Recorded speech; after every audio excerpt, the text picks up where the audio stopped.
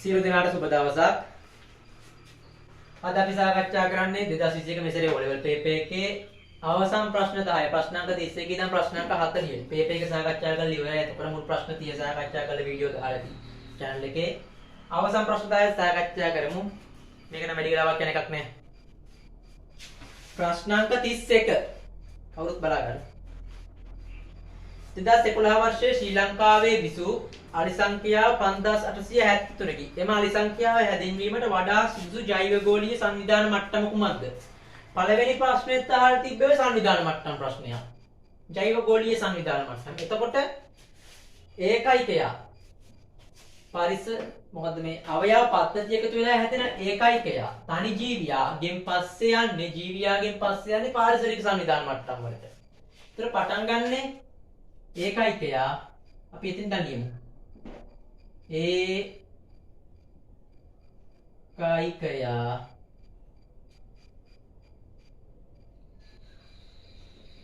ඒකයිකය කියලා කියන්නේ තනි ජීවියටනේ.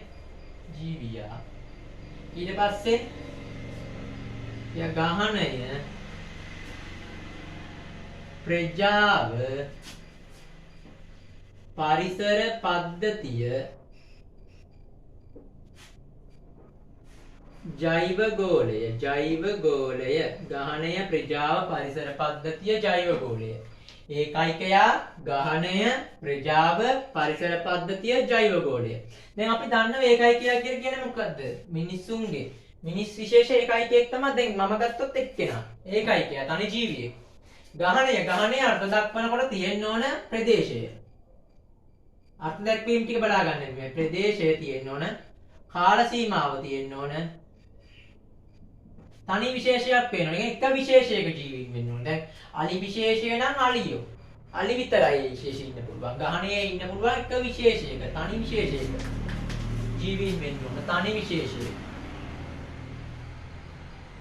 එතකොට ප්‍රජාව විවිධ විශේෂ කිසියම් ප්‍රදේශයක ජීවත් වන විවිධ විශේෂවලට අයත් ගහන සමූහයක්. පරිසර පද්ධතිය කියලා කියන්නේ ප්‍රජාවන් සහ ඒ කට්ටිය ජීවත් වන භෞතික පරිසරය එක්වගත් කල එක පරිසර පද්ධතිය. ජෛවගෝලය කියලා කියන්නේ මුළු පෘථුවියේම ජීවය පවතින සියල්ල ජෛවගෝලයට අයිති වෙනවා. දැන් මේකේ දීලා තියෙනවා 2011 වර්ෂයේ. ඒ කියන්නේ කාල සීමාව දීලා.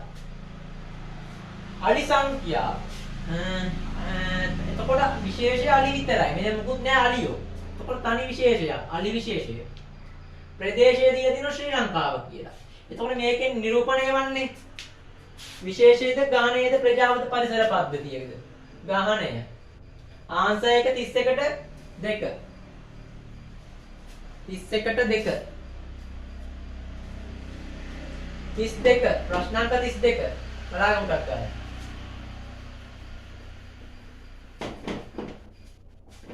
ප්‍රශ්නාංක 32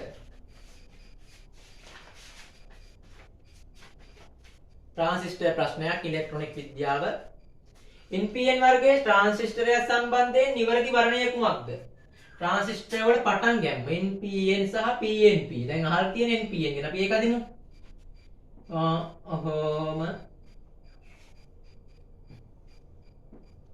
මම ගත්තොත් අපි කෑලි 3කට N මේක ලේසි PN ධාරාව යන NPN ට්‍රාන්සිස්ටර් එක මේ පැත්තට අවුරුද්ද දන්නවා මැද පාදම බේස් එක පාදම D ධාරාව ඉවත් වෙන්නේ විමෝචකය E ඉතුරු වෙන්නේ සංග්‍රාහකය C. මේකේ පරිපථ සටහන ගත්තොත් ඉතින් මේ NPN ට්‍රාන්සිස්ටර් මෙහෙම නිරූපණය කරාට පරිපථයක අදිනකොට NPN කියලා පෙන්නන්නේ මෙහෙමනේ.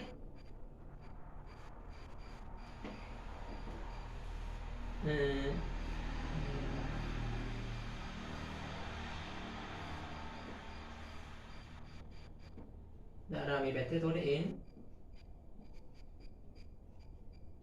විමෝචකය.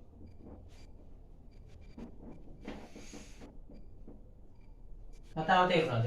එතකොට අහලා තියෙනවා NPN වර්ගයේ ට්‍රාන්සිස්ටරයක් සම්බන්ධයෙන්. එතකොට පාදම P විමෝචකය n සංග්‍රාහකයක් n 32ට ආන්සර් එක 1.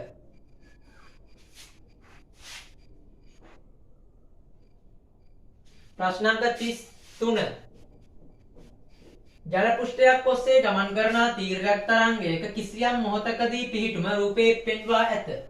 මෙම තරංගයේ විස්තරය හා තරංග ආයාමය කුමක්ද? තරංග ආකාර දෙකයි.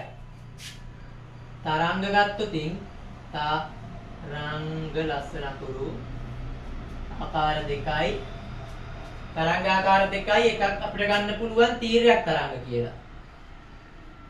තීර්යක් තරංග අනෙක අන්වායාම තරංග. තීර්යක් තරංග කියලා කියන්නේ තරංගය යන දිශාවට තරංගය මේ දිශාවට යනවා නම් ඊට ලම්බක දිශාවට උඩට ඉහළ පහළ ලම්බක දිශාවට මාධ්‍යංශ කම්පණය වන්නේ නම් එය තීර්යක් තරංගයක්. තරංගය ගමන් ගන්නා දිශාවට ලම්බක දිශාවට මාධ්‍යංශ කම්පණය වෙනවා නම් අපි ජල තරංගයක් ගත්තොත් ජල තරංගයේ ඉස්සරහට යන ජල පෘෂ්ඨයේ දිගේ. නමුත් ජල අණු කම්පණය වෙන්නේ ඉහළ පහළ.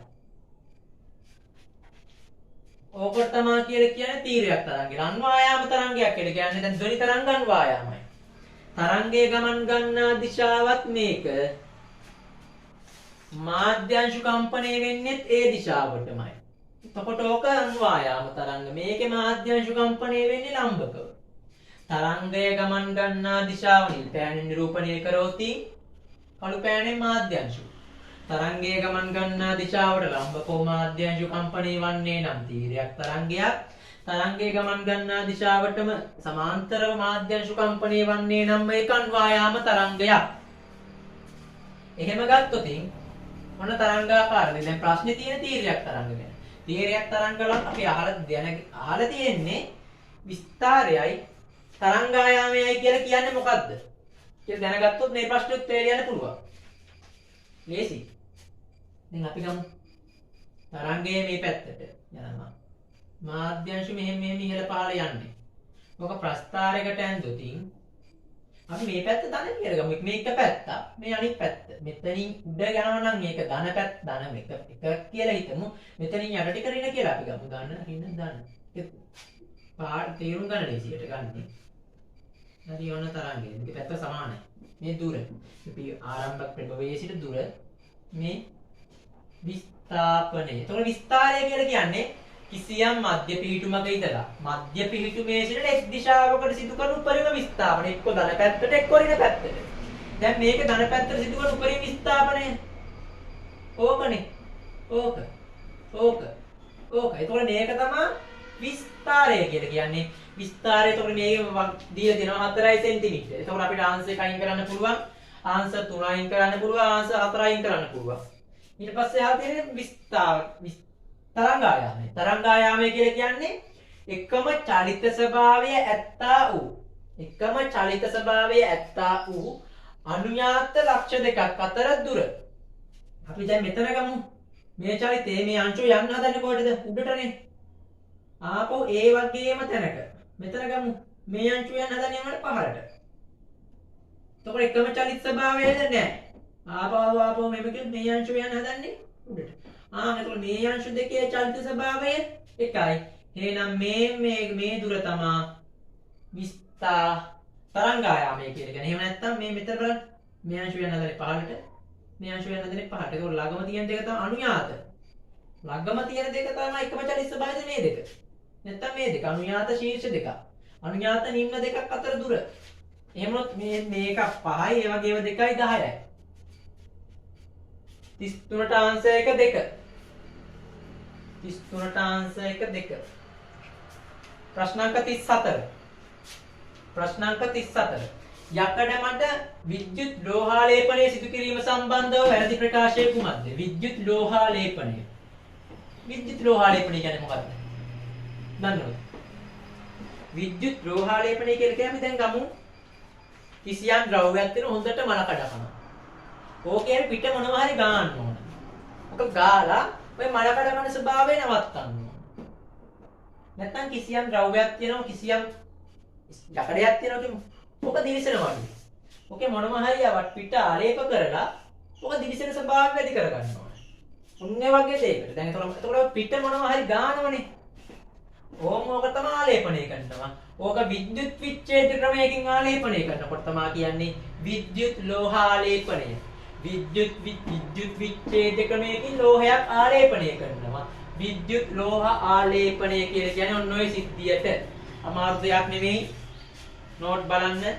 ගොඩාක් පහදන්න බෑ මේකෙදි නම්. අපි ගමු. මේකට පාවිච්චි කරන්නේ සරල කෝෂයක්. සරල ධාරාවක් වෙන්න ඕන නියතව. ඔය ධාරා ප්‍රත්‍යාවර්තනයේ සරල ධාරාවක් අපි ඔකට වියලි කෝෂයක් ගන්නවා වගේ හිතමු. හරි. එතකොට ද්‍රාවණයේ තමා තියෙන්නේ අපිට ගන්න ඕන එක. ඒක තමා ගෑවෙන්නේ අර තියෙන ද්‍රව්‍යය. එතකොට ද්‍රාවණයේ තියෙන්නේ විද්‍යුත් විච්ඡේදය. විද්‍යුත් විච්ඡේදය. හරි. ඇනෝඩය ඔක්සිකරණයක් වෙන්නේ. ද්‍රාවණයේ ඇනෝමේ ඝන පැත්ත ඇනෝඩයේ විද්‍යුත් විච්ඡේදනයේදී මේක අපි ගමු තඹ කියලා ඕන්න තඹ අනිත් එක ගමු යකඩ හැන්දා. එතකොට මේක මේ විද්‍යුත් විච්ඡේදයේ මේ ද්‍රාවණයේද මේක කැතෝඩය ඍණ. මේක ඇනෝඩය. ඇනෝඩ ද්‍රාවණයෙන්ම තමයි විද්‍යුත් විච්ඡේද ද්‍රාවණය හැදිලා තියෙන්නේ. කැතෝඩයේ ඔක්සි හරණය වෙනවා. ඇනෝඩයේ ඔක්සි කරණය වෙනවා. මේ ඇනෝඩයේ ඔක්සි කරණය වෙනවා. කතාව තේරෙනවද මේක ධනාරෝපිතයි මේක ඍණාරෝපිතයි. ඔක තේරෙනවනේ. දැන් ප්‍රශ්න ටිකක් බලමු. ආලේපනය කරන ලෝහයේ සංයෝගය. ආලේපනය කරන ලෝහයේ සංයෝගයක ජලීය ද්‍රාවණයක් විද්‍යුත් විච්ඡේදය විය යුතුයි. අපි ආලේපනය කරන්නේ මෙන්න මේක. තඹ කියලා ගමු. එහෙනම් මේ ද්‍රාවණයත් විද්‍යුත් විච්ඡේද ද්‍රාවණයත් ඇනෝඩයේ ඇදලා තියෙන ද්‍රාවණයම වෙන්න ඕන. ආලේපනය කරන ද්‍රාවණය තමයි ද්‍රාවණයක් විදිහට විද්‍යුත් විච්ඡේදය තියෙන්න ඕන. මේක හරි. ගුණාත්මක ලෝහාලේපනය සඳහා විද්‍යුත් විච්ඡේදය ඉහළ සාන්ද්‍රණයක් සහිත විය යුතුය.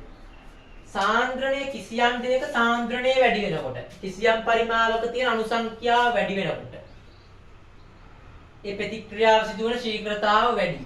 ඔය කතාව දන්නවනේ. සාන්ද්‍රණය වැඩි වෙනකොට ප්‍රතික්‍රියාව සිදුවන ශීඝ්‍රතාව බොහෝ විට වැඩි වෙනවා. ඊට පස්සේ අපිට කිසියම් දෙයක් හරියට කරන්න පුළුවන් හිමින් කරනකොටද වේගින් කරනකොටද? හරියට කරන්න පුළුවන්. හිමින් කරනකොට වේගින් කරනකොට ඒක කලබලයි. කලබලයට කරනකොට ඒක හරියට වෙන්නේ නැහැ. නමුත් හිමින් කරනකොට ඒක ඉතින් හරියට කරන්න පුළුවන්. එහෙම ගත්තොත් විද්‍යුත් විච්ඡේදය සාන්ද්‍රණය වැඩි වෙනකොට ප්‍රතික්‍රියා ශීඝ්‍රතාව වැඩි හරියට වෙන්නේ නැහැ. ඒක නිසා මේකට පාවිච්චි කරන්නේ විද්‍යුත් විච්ඡේදනයේ සාන්ද්‍රණය අඩුයි. ඒක ප්‍රතික්‍රියා ශීඝ්‍රතාව අඩුයි. ඒ දේ හරියට සිද්ධ වෙනවා. ඒතකොට විද්‍යුත් විච්ඡේදය භාවිතා කරන්න ද්‍රාවණය විද්‍යුත් විච්ඡේද ද්‍රාවණයේ සාන්ද්‍රණය අඩු වෙන්න ඕන. මේකේ තියෙන ඉහළ සාන්ද්‍රණයක් සහිත විද්‍යුත්ාංශයක වැරදි 34ට 2 විද්‍යුත් විච්ඡේද කෝෂයේ කැතෝඩය ලෙස යකඩයේ දිය යුතුය. කැතෝඩය ලෙස යකඩයේ දිය යුතුය. අපිට ආලේපනය කරගන්න ඕන දේ තමයි කැතෝඩයේ විදිහට පාවිච්චි කරන්නේ. භාවිතා කරන විද්‍යුත් ධාරාව සරල ධාරාවක් විය යුතුය. වියලි කෝෂයෙන් එන සරල ධාරාවක්. මේක ප්‍රත්‍යාවර්තනයේ සරල ධාරාවක් වෙන්න ඕන. මේක පොඩ්ඩක් බලාගෙන මේක ඉක්මනට පහදන්න මේක ලේසි පාඩමක් ඒ වුණාට.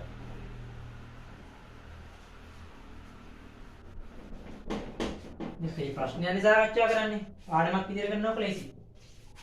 35 ජලීය හයිඩ්‍රොක්ලෝරික්. හයිඩ්‍රොක්ලෝරික් කියන්නේ HCl. ජලීය හයිඩ්‍රොක්ලෝරික්.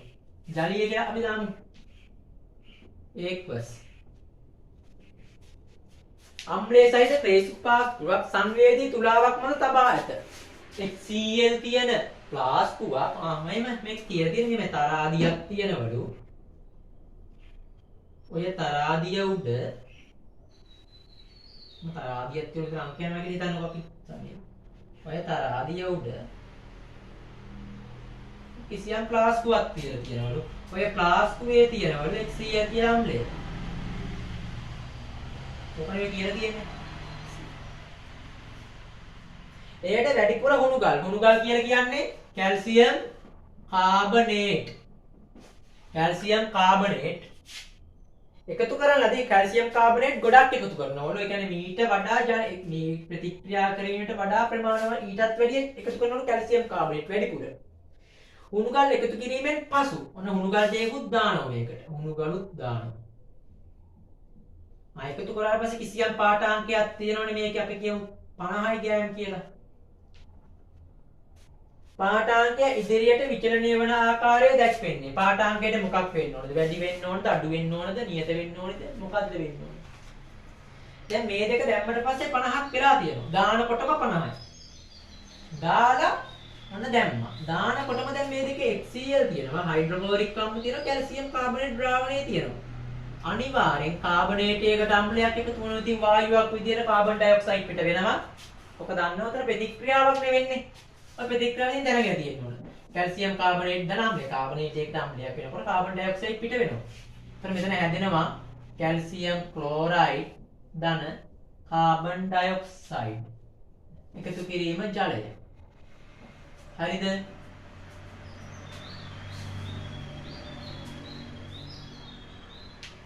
හරිනේ තුලිතයිනේ.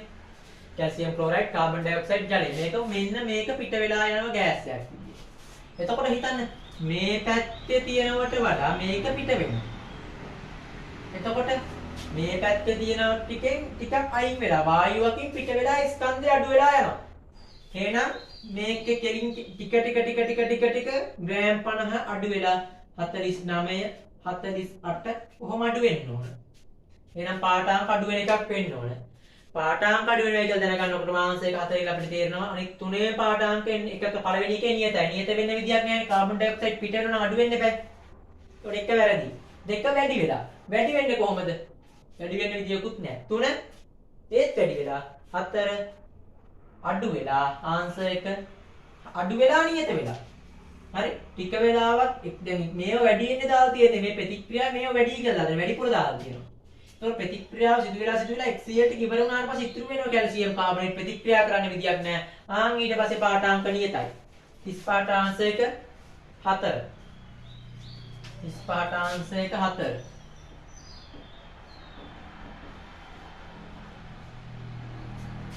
පාඨාංශයක 4 පරිණාමකයක ප්‍රාථමික දගරයේ සහ ද්විතීයික දගරයේ කොට සංඛ්‍යාව පිළිවෙලින් NP සහ NS වේ. පරිණාමකයක් කියලා කියන්නේ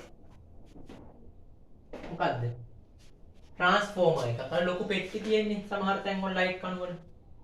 ඕකනේ පරිණාමකයක් කියලා කියන්නේ ට්‍රාන්ස්ෆෝමර්. එකෙන් කරන්නේ එක්ක විභවය වැඩි කරනවා, විභවාන්තරය වැඩි කරනවා, නැත්නම් විභවාන්තරය අඩු කරන්න පුළුවන්. ඕකනේ.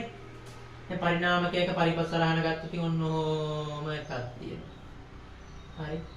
මෙතනින් ධාරාව මෙතනින් විභවාන්තරය දෙනවා නම් දෙන තැන තමයි ප්‍රාථමික දගරය ප්‍රයිමරි. හරි? ප්‍රාථමික දගරය. ඔතනින් තමයි දෙන්නේ. හරි? මේ පරිපස්සලහන මාන දෙන්නේ. මෙතනින් තමයි ඉවත් කරගන්නේ. අයින් දෙන්නේ විභවාන්තරය දෙන්නේ ප්‍රාථමික දගරයේ විභවාන්තරය අයින් වෙන්නේ ද්විතීයික දගරයේ. එතකොට මේක ද්විතීයික. හරි? ඒතර ප්‍රාථමික දගරයේ පොටවල් සංඛ්‍යාව කිසියම් පොටවල් සංඛ්‍යාව n ප්‍රාථමික නිසා p. ද්විතීයික දගරයේ පොටවල් සංඛ්‍යාව n ද්විතීයික නිසා secondary s.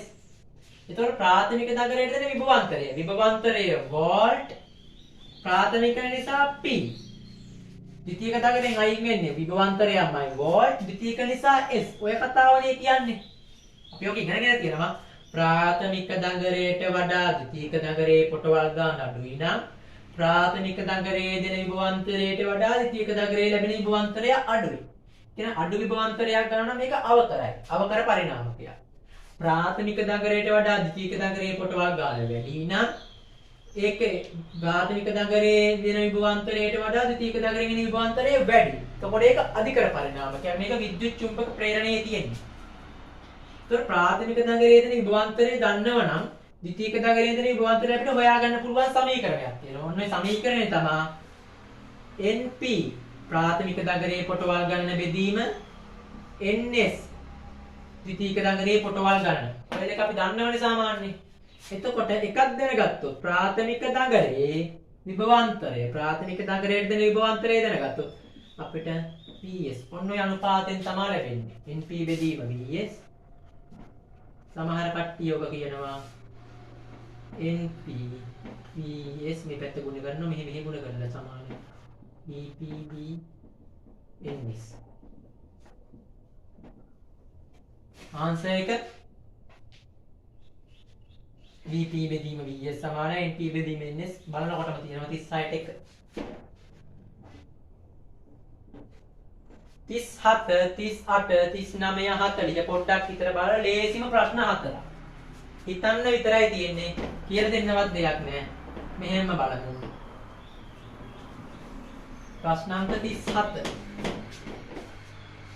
පුනර්ජනනීය නොවන ශක්ති ප්‍රභවයක් පමණක් වැයවන්නේ කුමන නිවසේ ශක්තිය ලබා ගන්නා ක්‍රමය සඳහාද පුනර්ජනනීය කියලා කියන්නේ දැන් අපිට පෙට්‍රෝලියම් පෙට්‍රල් දහනය කරලා ආපු පෙට්‍රල් කොයි වෙලාවක හැදෙනවද මේ පෙට්‍රල් ටික ආපු හැදෙනවද මේ පෙට්‍රල් වලින් නෑ ඒතකොට ඒක පුනර්ජනනීය නෙමෙයි නමුත් සූර්යාලෝකයේ අදත් ලැබෙනවා හෙටත් ලැබෙනවා සූර්යාලෝකය එතකොට ඒක පුනර්ජනනීයයි ආන් ඒ වගේ සිද්ධියන පුනර්ජනනීය කියලා කියන්නේ අපිට නැවත ලැබෙන මේ දේ ඒ දේ නැවත ඇති වෙනවා දැන් මුහුදුරල වලින් විද්‍යුතය උත්පාදනය කරන එක පුනර්ජනනීය මුහුදුරල හැම වෙලේම එනවනේ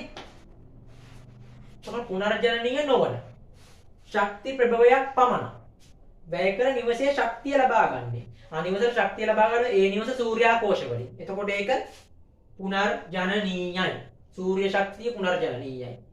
ජාතික විදුලි බල ජාලය. ජාතික විදුලි බල ජාලය කියලා ගත්තොතින් මේ දැන් මේ දවස්වල යනවා තාප බලාගාර. තාප බලාගාර වල තෙල් නැtei කියන ප්‍රශ්නයක් එනොත් තෙල් විදුලි බල ජාලයේ සමහර ඒවා නම් ලැබෙනවා ජල විදුලි බලාගාර වලින්. ඒක පුනර්ජනනීයයි. නමුත් විදුලි බල ජාලයක්නේ. විදුලි බල ජාලයේ සමහර ඒ ජාලයට සමහර වෙලාවට විදුලිය ලැබෙනවා තාප විදුලි බලාගාර වලින්. විදුලි බල ජාලය. මේ ජාලය ගත්තොත් මේ ජාලයට ජල විදුලි බලාගාර වලිනුත් ලැබෙනවා. ඒක හරි. නමුත් ජාලයට සමහර වෙලාවට ලැබෙනවා තාප විදුලි බලාගාර වලින්. තාප විදුලි බලාගාර ගත්තොත් ඔබ පෙට්‍රෝලියම් නිධානය කරලා ඩීසල් නේ ගන්න යාර. ඩීසල්.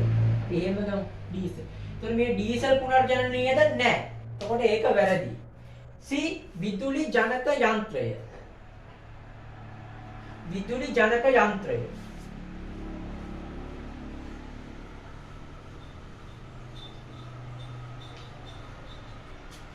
D ජීව වායු ඒකකය. එතකොට ආල්දී පුනර්ජනනීය ශක්තිය පුනර්ජනනීය නොවන ශක්ති ප්‍රභවයක් පමණක් වැයවන්නේ. පුනර්ජනනීය නොවන විදුලි ජනක යන්ත්‍රය. විදුලි ජනක යන්ත්‍රය කියන්නේ මොකද්ද? විදුලි ජනක යන්ත්‍රය කියන්නේ මොකද්ද? විදුලිය උත්පාදනය කරන ජනක යන්ත්‍රය. විදුලි ජනක යන්ත්‍රය. සාමාන්‍යයෙන් ගෙදර ගමු දැන් කොලේ දැන් මේකට ජල විදුලි බලාගාර වලින් ලැබෙනවා. හරිද? ඒ වුණාට දැන් විදුලි ජනක යන්ත්‍රයක් ගත්තොත් ඉතින් ගෙදර පාවිච්චි කරන විදුලි ජනක යන්ත්‍රයක්. මොනවද මේ කියන නම මට මතක නැවතලා තියෙන්නේ ඒක වැළුවේ.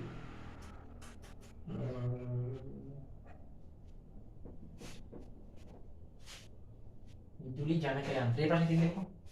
අවිධිමත් ලෙස පරිසරයට බැහැර කළ විට පස හා ජලයේ දූෂණයට විශාල වශයෙන් දායක වන ආලෝකකරණ උපකරණ භාවිතා කරන්නේ. CFL බල්බ් එකතු වෙන්න හොඳ නැහැ කියලා තියෙනවා. සූත්‍රිකා බල්බ් බහුලක් නැහැ ප්‍රදීපන බහනුත් ඒ වගේ දෙක තමයි එකතු වෙන්න හොඳ නැත්තේ AC 38 ආන්සර් එක.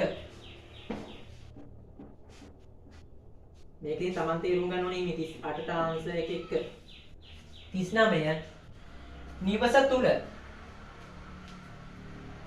වායු දූෂණයට අවමදායකත්වය සපයන ආහාර පිසීමේ උපකරණයේ භාවිතා කරන්නේ කුමන නිවසේද? නිවස තුළ වායු දූෂණයට අවමදායකත්වය සපයන ආහාර පිසීමේ උපකරණයේ භාවිතා කරන්නේ කුමන නිවසේද? නිවස තුළ වායු දූෂණයට අවමදායකත්වය ආහාර පිසීමේ LP ගෑස්, තාප විදුලි තාපකය, භූමි තෙල් ලිප, දරලිප. ඔය ටිකෙන් අවමදායකත්වය සපයන්නේ විදුලි තාපකේ. ඕකෙන් වායු ගෝලයට කාබන් ඩයොක්සයිඩ් එකතු වෙන්නේ අනිත් හැම එකෙන්ම කාබන් ඩයොක්සයිඩ් එකතු වෙනවා. එහෙම ගත්තොත් B 39ට B අවමතාපකත්වයක් සපයන්නේ 39ට 2 40 විදුලි අර්බුදය හා ඉන්ධන අර්බුදයට වඩාත්ම ප්‍රායෝගික විසුම ලබා දෙන ඉබේ විදුලි අර්බුදයට ජීව වායු ඒකකයක් පාවිච්චි කරනවා ජීව වායු ඩාම්පු පාවිච්චි කරනවා ඉන්ධන අර්බුදයට දර පාවිච්චි කරනවා එතකොට එහෙම එහෙම ගෙදරක් තියෙන ඩී ගෙදර ආන්සර් එක එතකොට 4 40ට 4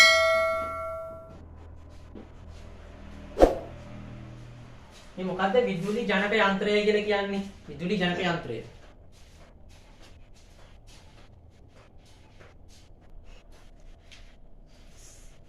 සරලව ගත්තොත් ඔක ජෙනරේටර් එකනේ විදුලි ජනක යන්ත්‍රය කියන්නේ ජෙනරේටර් එක ජෙනරේටර් එකට සාමාන්‍යයෙන් දාන්නේ තෙල් එතකොට විදුලි ජනක යන්ත්‍රය ගන්න බෑ පුනර්ජනනීය නොවන ශක්ති ප්‍රභවයක් පමණක් වැයවන්නේ ඒක පුනර්ජනනීය නෑ තෙල් දාන්නේ මේක පුනර්ජනනීය නෑ විදුලි ජනක යන්ත්‍රය එතකොට ආන්සර් එක C 37ට ආන්සර් එක C ආන්සර් එක 3 පේපර් එක සම්පූර්ණ සාකච්ඡා කරලා ඉවරයි ප්‍රශ්න 40ම නම් වැඩි නවත්තමු උත්සාහය